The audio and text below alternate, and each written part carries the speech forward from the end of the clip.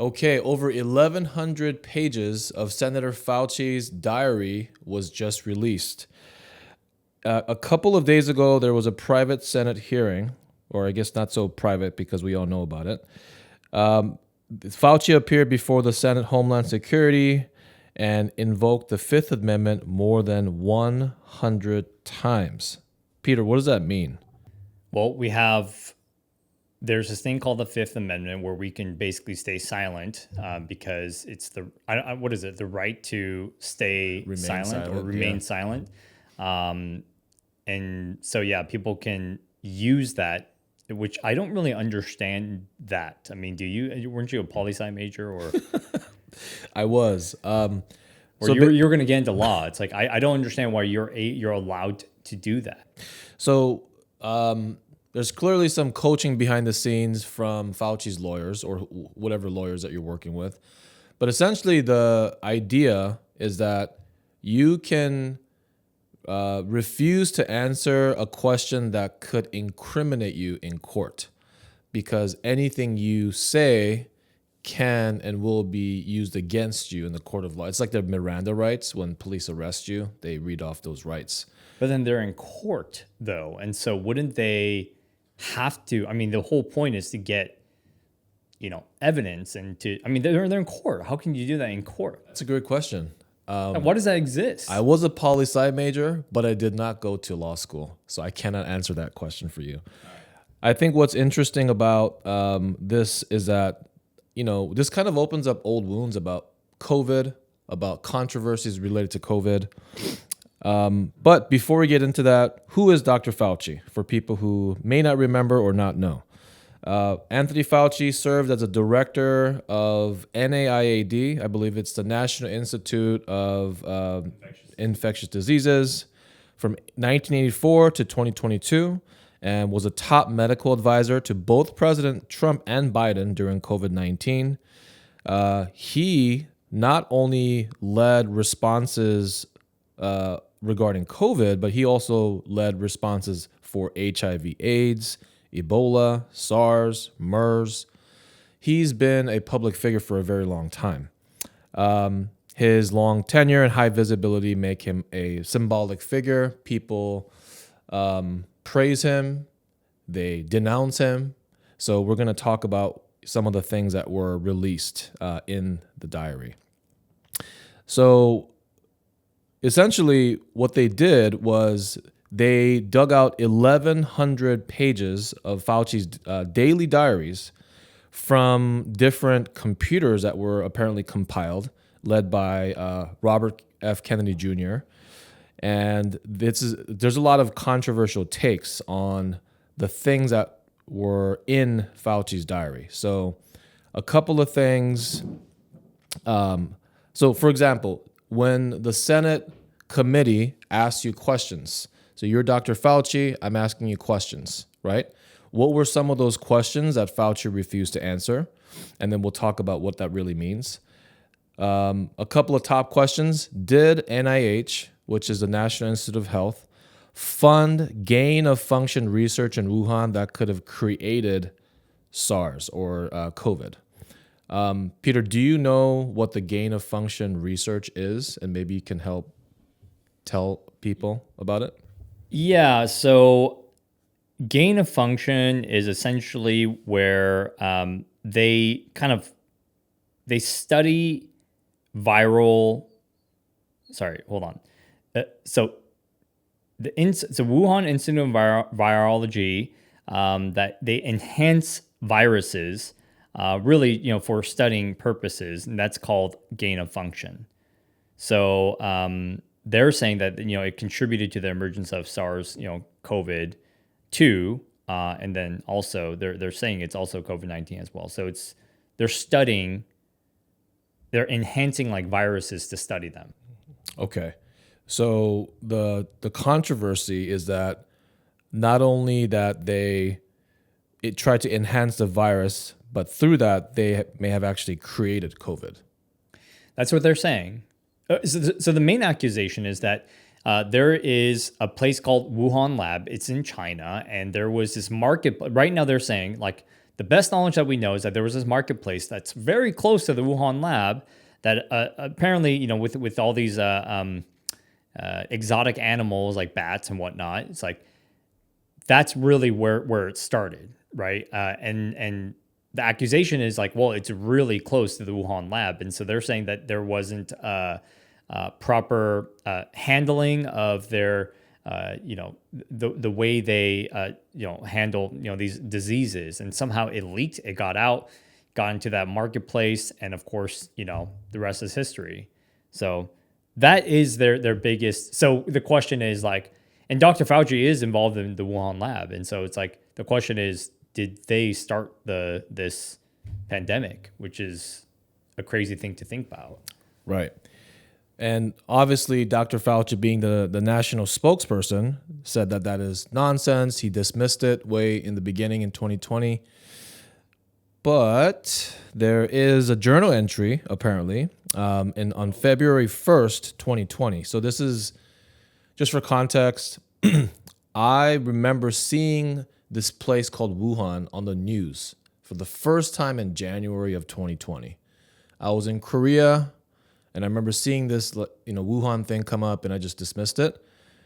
His diary entry is February 1st. So this is like way before the public got, I think this is before the lockdowns. Right. It all March. started in 2020. Wasn't it March I think it was March or April, but so this is before that, which is an important point. Fauci records a conference call with about a dozen virologists / public health experts. He writes that only 2 scientists strongly favored a natural origin. Out of 12 scientists. Yeah. 2 of them only believed that was natural. Exactly. So the rest of them, an overwhelming majority, thought that it could be made in a lab, which is the entire premise of what people are, calling controversial. This is a diary entry, so I don't know if that's actually true. And another entry states, quote unquote, now we know the market. So this is the claim that the animals, I guess, being sold in these marketplaces. For those of you guys don't know, in certain countries, they eat many different types of animals or use it for something. I mean, and bats kind of came up. I'm sure there's other animals too, but the market was not the source. It was the amplifier. So it's almost like saying the bats that were blamed to be a natural source for COVID maybe was the reason why it spread so quickly, but it doesn't mean that COVID was natural from nature, right? So that's a whole nother controversy. Do you have any thoughts on this? I guess it's just interesting how Fauci, so essentially Fauci could have caused, they could have caused the pandemic. The question is, see, I guess in my mind, this is the conspiracy mind of mine, right? It's like, Are there, is there like a deep state, or is there like an evil organization that caused the pandemic to create, certain outcomes like economic toil for America, or, to one of the conspiracies are, this disease really targets a certain demographic of people, right? Like they target people with obesity or older people, right? People, okay, listen, I'm going to get a little crazy here, right? It's like, let's just say I was an evil organization and I'm like, okay, we're like running out of money, right? It's like, these guys are not contributing to society, right? I'm not saying, like, I'm just talking about like the elderly, right? Like if I was evil, these guys are not contributing to society. Let's create a virus that would, cause them to pass away, and then we don't have to pay out Social Security and all these things that are really like, it is a big problem. I'm just saying, which sucks because like these guys are the ones who worked their whole lives and contributed to this society, right? But this disease did really affect a certain demographic of people, whereas most of us were fine. Like when most of us, we lived right through it without any problems. So I've always wondered, okay, it's like, was this like created to actually like affect the world in a negative way? Seeing that diary entry, that's kind of interesting because then maybe he didn't know. Maybe he maybe it was genuinely an accident. And then the question is like, how can that have happened? Does that mean like some of the animals got, knowing COVID now and how they spread, that means either a person spread it to some animals or some of the animals got out somehow. Like, why don't we know this information? Why don't we, how can the Center of Infectious Diseases not have known the cause? We still don't know and affected the whole world. So I have a lot of questions. That's a hot take. And that's interesting also because, kids were not affected by it, right?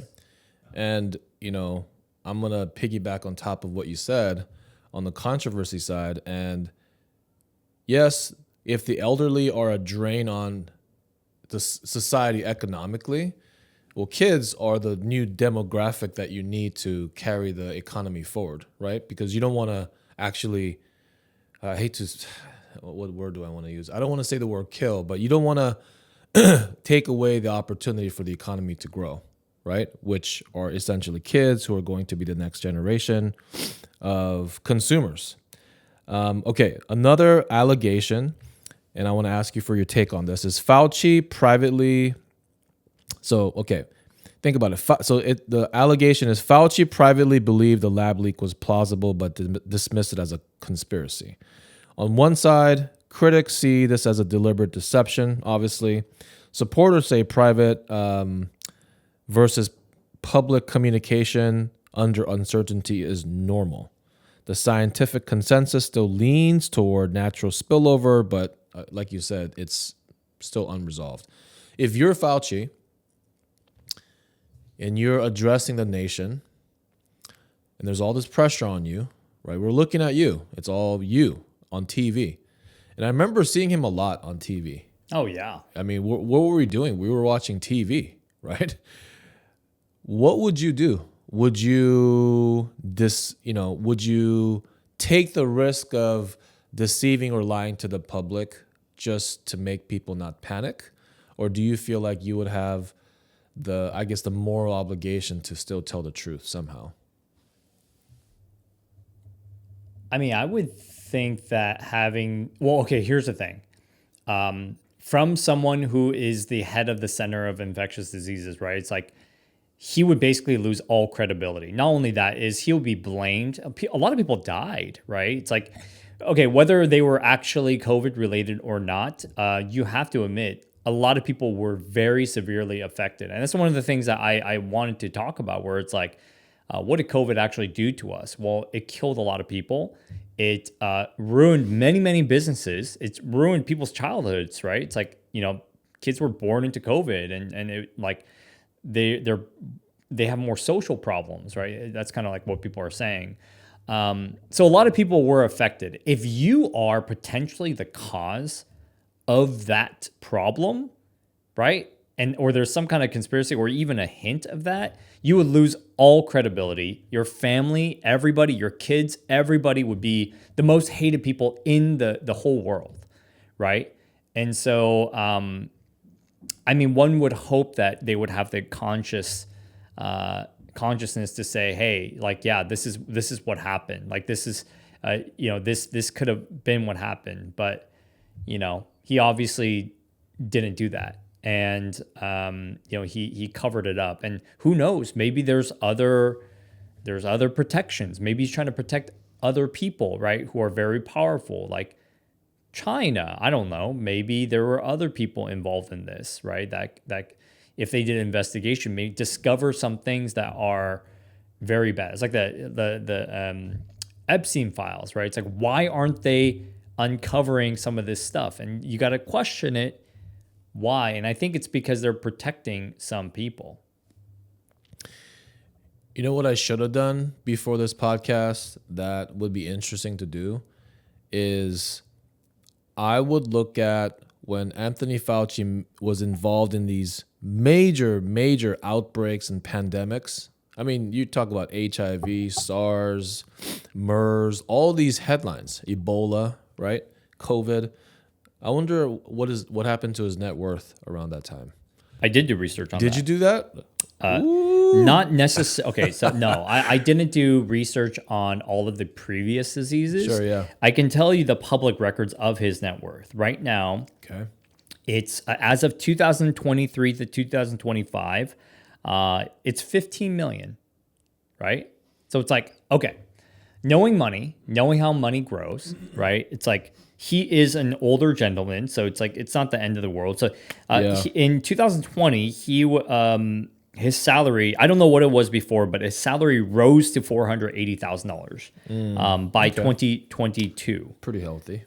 Pretty healthy, kind of makes sense for someone of that position, right? You know, not to put ourselves out there, but you know, we make good money, right? Our net worth isn't, you know, over 15 million, right? So how do you necessarily get there, right? How did he get there? Well, because his net. So one of the criticisms is that his net worth jumped up significantly after COVID. And the question is why? How did he get there? And I want to know the answers there. Yeah. Right? Because I would say the conspiracy is that, well, there's many ways he could have been paid, right? Because, you know, kind of like Trump, this is a conspiracy about him as well. It's like, the thing is, they have so much power in their words, they can make an announcement and move markets. And I believe in one of his journal entries that it actually said that, you know, I could actually, you know, the stock market could drop based off what I say. It can go up based off what I say.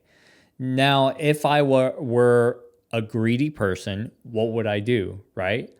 Hey, Bob, who owns a big hedge fund. Hey, Patrick, who owns a big, you know, firm or whatever, right? That handles a lot of money. I'm going to make this announcement before it happens. All of a sudden, the stocks go up. All of a sudden, the stocks go down, right? And they could short. They can make a lot of money doing that.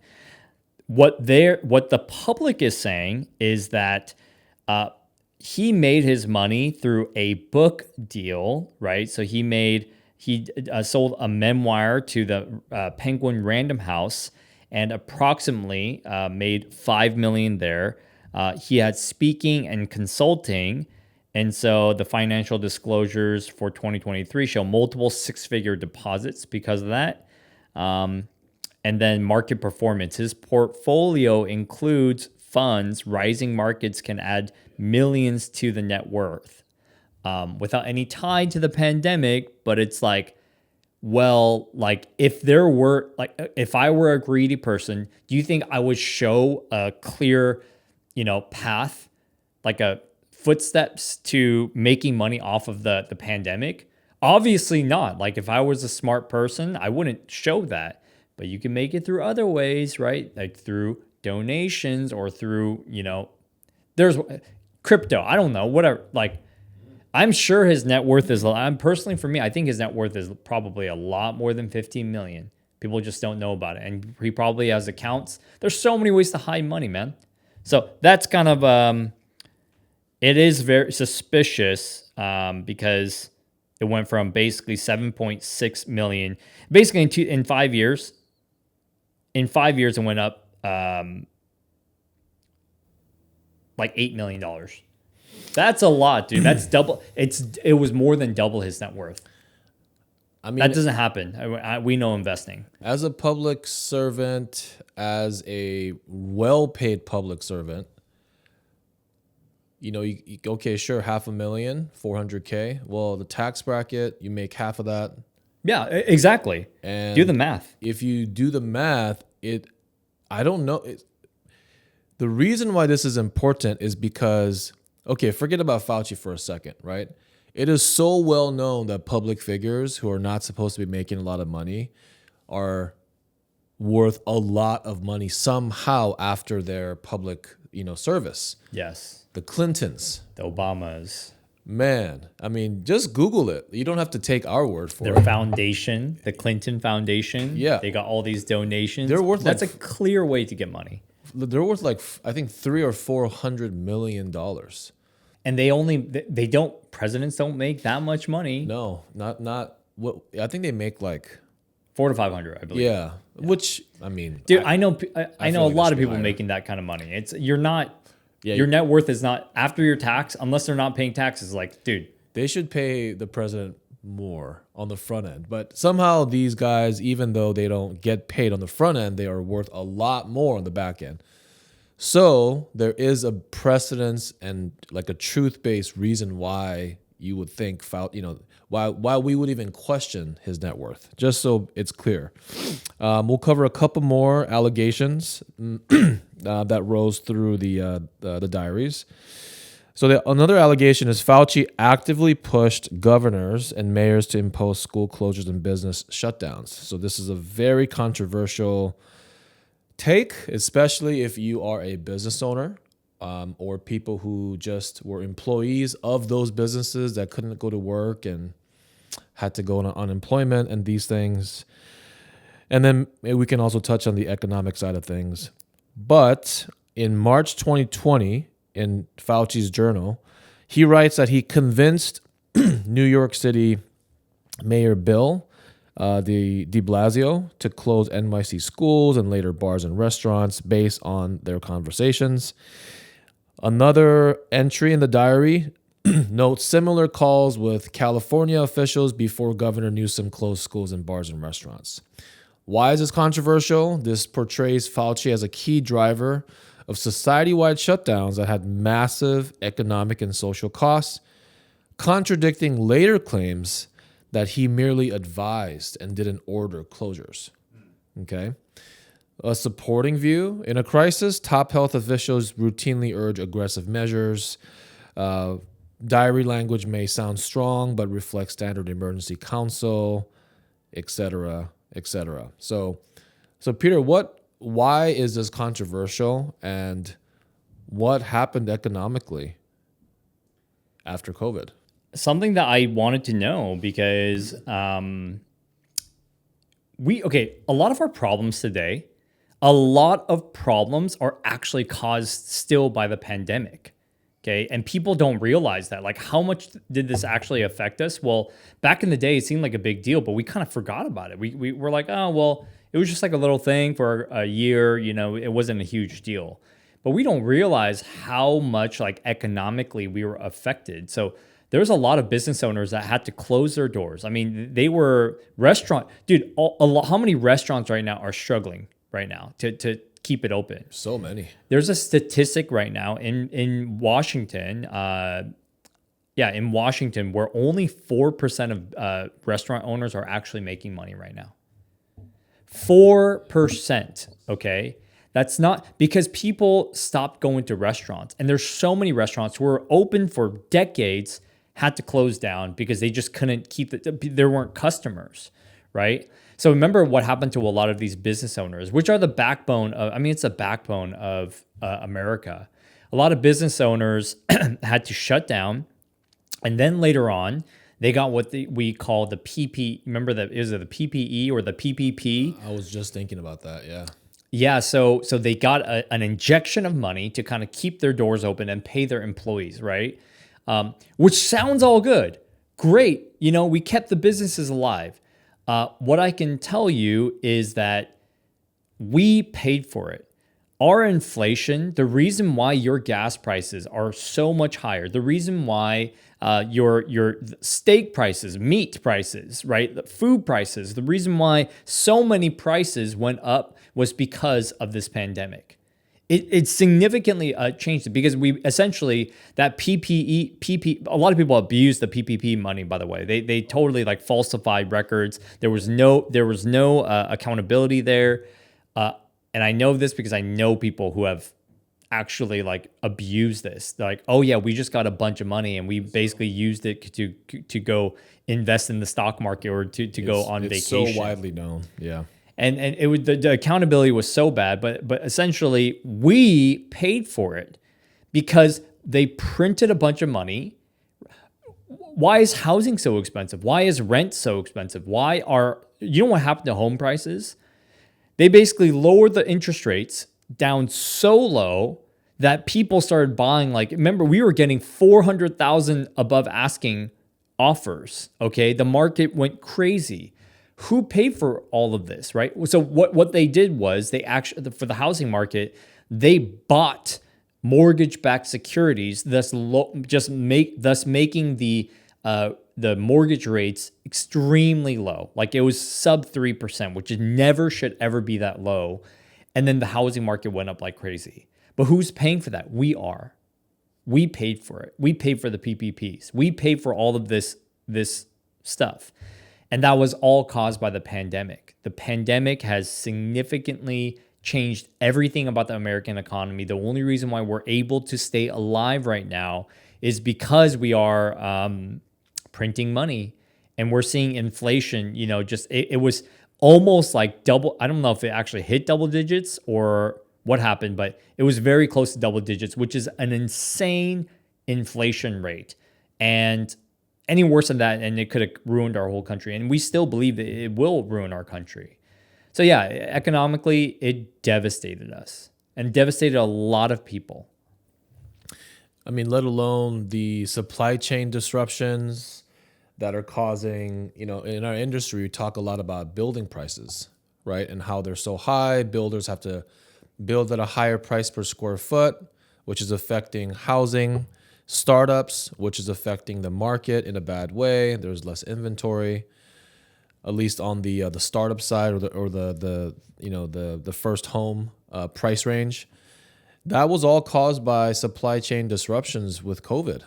Things not being able to come through the border, right? Reminiscent of what's happening now with the Strait of Hormuz. Oil isn't going through. All these frictions, all these things that are causing more and more difficulty in things getting to people that things getting to places that people need, right? That's affecting inflation. So it is something that is definitely affecting us today, and I completely agree. Is there anything else on that?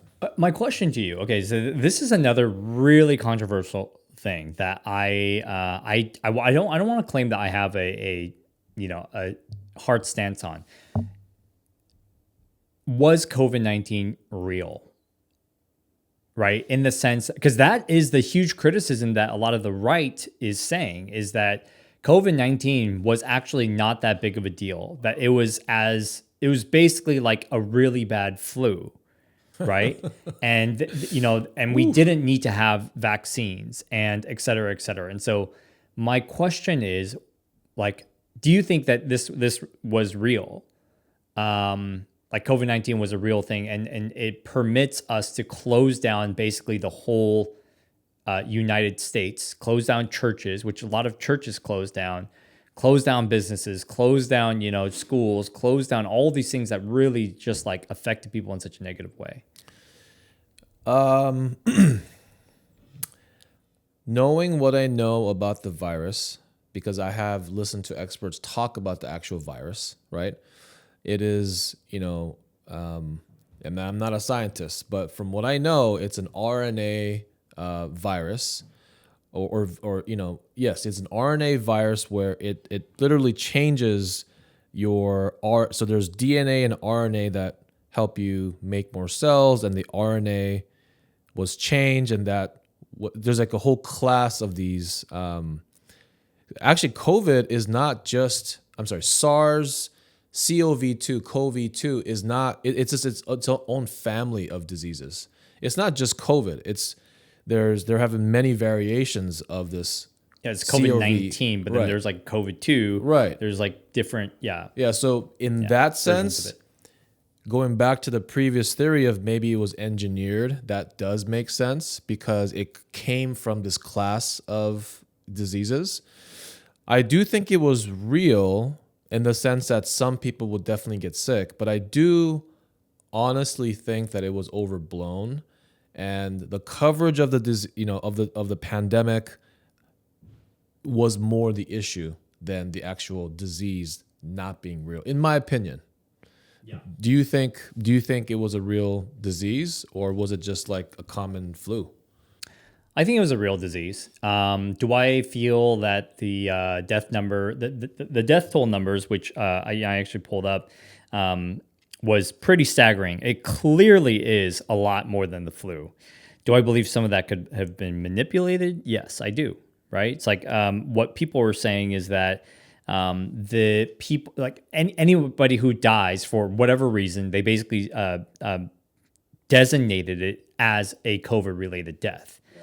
And so that could be, and why? Like, what's the reasoning behind that? Well, it could be for several reasons why they want people, they want to see a higher death toll so they can get people to comply more with obviously staying home, wearing masks, and doing all of that. That's kind of like what they're saying. Or get the vaccines, right? Which then that's a whole nother thing. It's like, okay, are we like forcing vaccines to either like, manipulate our health in some ways? Because the vaccine is, it's an mRNA, right? I think it like messes with your genetics, right? Yeah, that will then protect you. Right. It changes the way your cells copy themselves, basically. Right. So, well, where was the, so like, okay, so just getting into it. So the World Health Organization estimates, the flu related deaths were 200, hold on. Well, they say that the CDC estimates 12,000 to 52,000 flu deaths per season, right? And then we know COVID. You guys remember that tracker? Like, we all know that we had significantly more deaths, like in around the world and also around, America. We saw like 500,000, then hit 1 million, right? And it just kept going. If you remember those times. So, do I believe it's real? Yes, I have friends who worked in worked at the hospitals and saw people really dying. Like actual people dying. And most of the statistics are that a lot of them are older gentlemen, right? Like they could be, 40s to like 80s, most of them. And they were genuinely on ventilators. And after they got on ventilators, they died. People also say like the ventilators are what caused the death, whatever. But I think it was real. Hospitals were truly, filled up. And your wife probably saw, during that time, she probably saw a lot of people going through it. So do I believe that it was a real thing? Yes. Do I believe that, the vaccines were necessary? Maybe, maybe not. I'm kind of iffy on that because I know a lot of people who got the vaccines who were, still got it. And then they're saying that, it kind of like reduced the symptoms, but I know people who are in bad shape even after the vaccines, after getting 3-4 shots of that vaccine. So, but again, the right is saying that, it wasn't that big of a deal and then we shouldn't have closed. Should we have closed businesses or force people to close businesses? Well, that's a tough one. What do you think? Should we have closed businesses knowing that it is infectious, it does spread? And would it have helped if we genuinely just all stayed home and listened? That's a tough one. Again, I am married to a nurse practitioner. So we've done this debate so many times, and it's gotten heated because, she is in the profession, right? Okay, on one hand, you have people being ordered to shut down their livelihood and not go to work and, close down their businesses that might be multi-generational or their legacy, whatever it is, because of something that we don't completely know about. To be fair, because there was a lot of things that we just didn't understand. The vaccines were untested or not tested as much as it could have or should have. So that's a liberty and a freedom thing. Can we make people or force them to do things, when the government says so? Well, yes, in certain cases, like martial law, right? If a country attacks us, we can have martial law, which is essentially the federal government taking over and saying, okay, you're going to listen to us now because people are dying. Was this that situation? Maybe, maybe not. On the other hand, you have hospitals, and this is the point that, my wife keeps driving back to, is that hospitals were inundated and flooded with all these patients, to be fair, that were older, that had comorbidities or other issues like being overweight or having, I'm not a doctor, I don't want to speak on it, but there's multiple other issues that could make COVID and its effects worse. So you had hospitals literally, I remember reading articles of hospitals like having to create tents and treat people outside, and the morgue was filling up with bodies, and it was a whole thing. But was that also overblown too? Like, what's the statistic? So there's a lot of these back and forth arguments, but I don't know, and I think it's something that I will never know. But I do think a lot of people feel like a lot of the facts were either misrepresented or overblown. And it's kind of I don't know, it's an icky feeling. It's not a good, I mean, it's not a good feeling. It's like, what exactly did happen? I don't know, man. It's like, remember the whole masks thing? Like, it was super uncomfortable, but yeah. Was I against masks? Because so many people were against masks. Remember those people who were like, no, you're not going to tell me what to do? Yeah, sure. Frick, man. Like, do masks actually help? I was kind of one of them, to be honest. Well, and no, I did wear masks, but it's like, okay. Because if you're sneezing, because that's not debated, right? If you sneeze, or like if you cough, right? Because what you cough during that time, that could spread it, right? Because it comes out through the mouth, right? So if you have a mask, right, that could lower like that spreading of the disease. So many people were anti-mask. Like, should we have been anti-mask knowing that it could potentially help not spread this disease? I don't know, man. Personally, for me, like, I would have just done it, right? It's like not a huge deal. People aren't dying from it, and it could slow the disease. What about the vaccines? Well, for me, like, okay, am I an anti-vaxxer? I did get the vaccine, right? I got 2 shots of the vaccine. We did. I did not get any more than that, right? It's like, because I didn't feel like the efficacy of the vaccine was that strong. Plus, we don't truly know the side effects, right? And that's I'll be honest, that's what kind of scared me from continuing. Yeah. It's like, okay, oh yeah, I know so many people who got the vaccines who are still getting the thing, right? They're still getting it. They're still being infectious. And we don't know the true side effects of what this is doing, because it's a DNA type of technology that we don't truly know the full implications of it, even though they, said that it's very safe.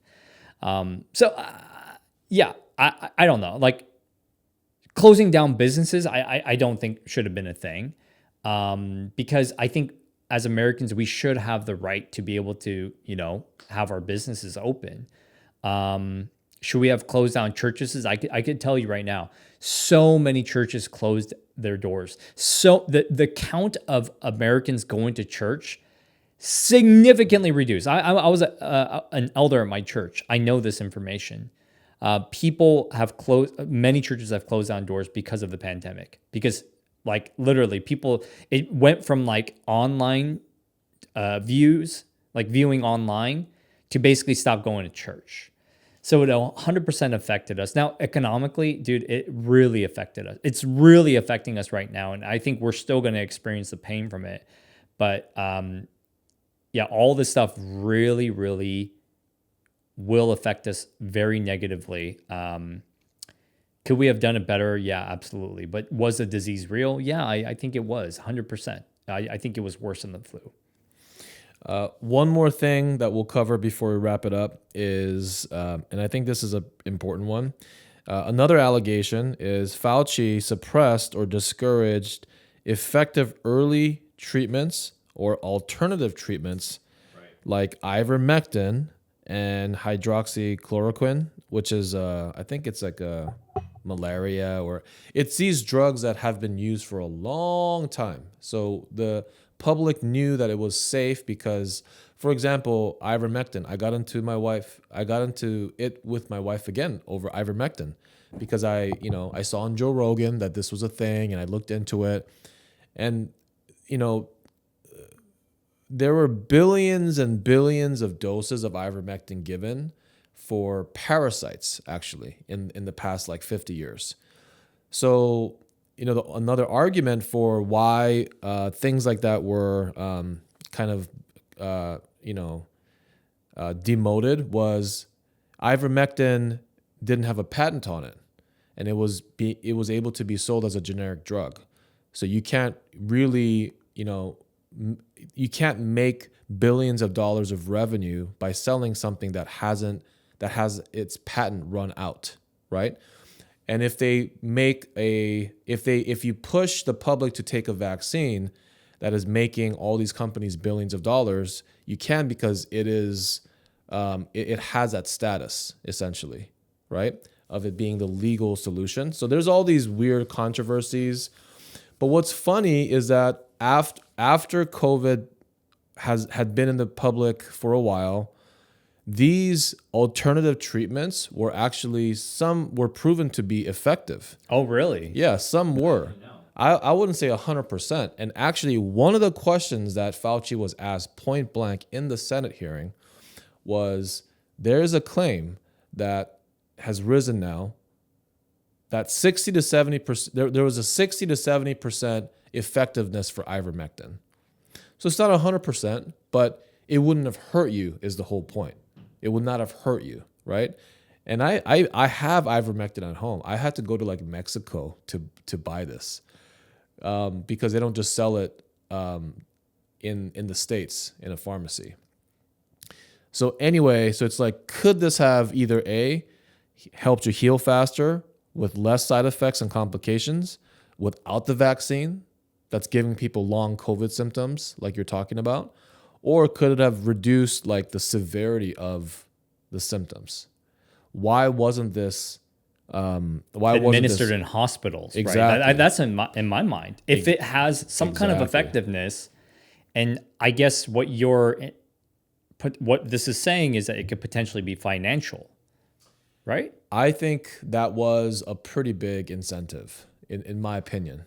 The critics say, well, you shouldn't administer something that's not explicitly for this disease, like a vaccine or a treatment. And then the proponents, the supporters say that. And the critics say people don't die off of taking ivermectin. Like, people in third world countries take this thing because they have parasites from drinking bad water or whatever it is. And it was shown in certain studies that were maybe pushed down that it was effective at reducing, the viral load, as they call it, or how long it took you to get out of COVID, which directly affects people in hospitals overloading the system, which then could have helped, not shut down businesses. So there's like this whole, you have to kind of chase the tail a little bit on these topics.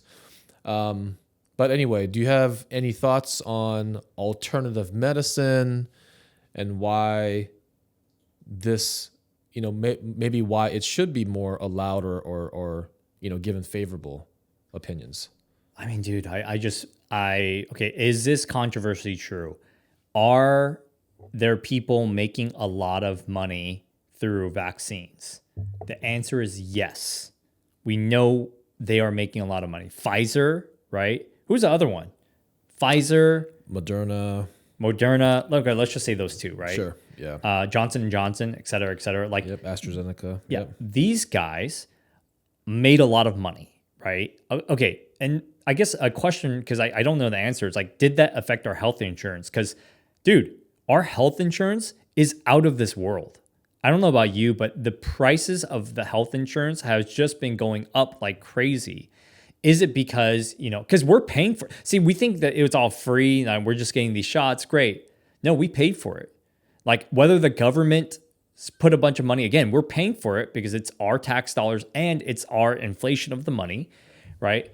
Or whether it's our health insurance going up because we everyone's getting these shots, right? We are paying for it. It's like, did they make a whole bunch of money doing this? The answer is likely yes.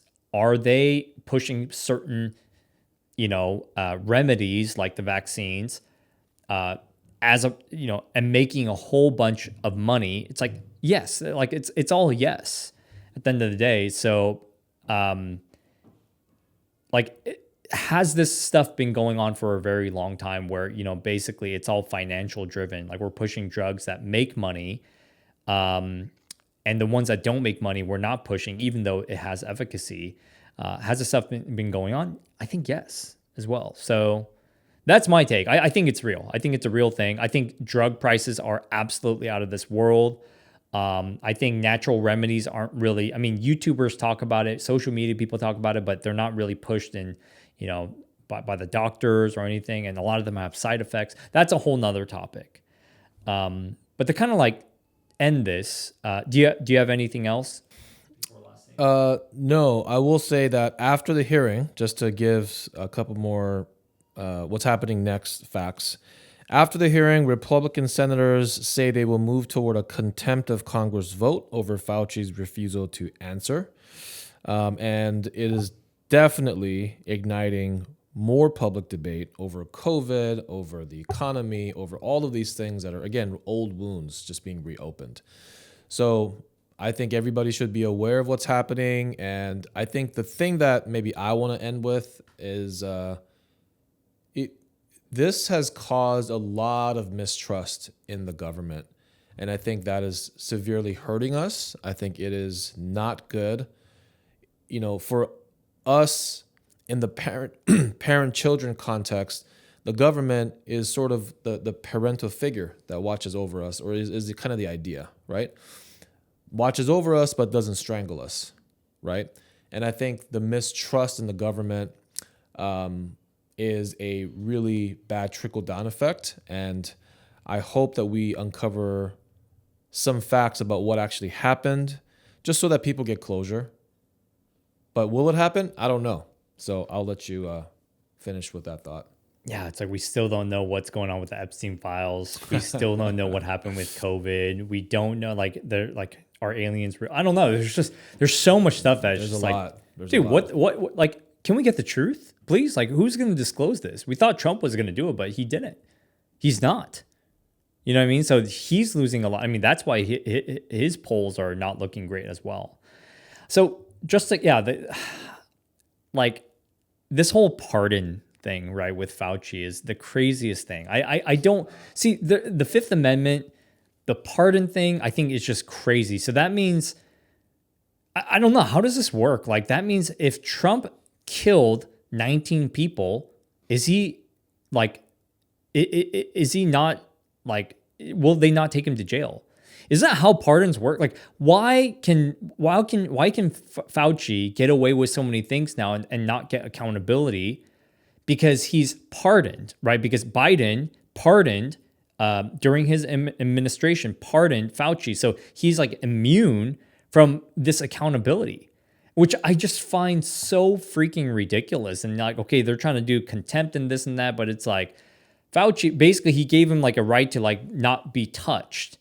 But it's like, okay, which is crazy. If you caused the world, like millions of people to die, millions of businesses to go down, millions of people from becoming super poor, like no accountability.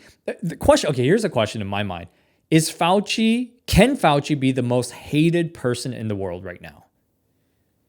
And I think that's like my question right now, because like he's doing the Fifth Amendment, which is like, I get it. He's trying to protect himself, but is he truly a part of the cause of causing the world's greatest, to this day, the world's greatest catastrophe financially, health-wise, death toll-wise?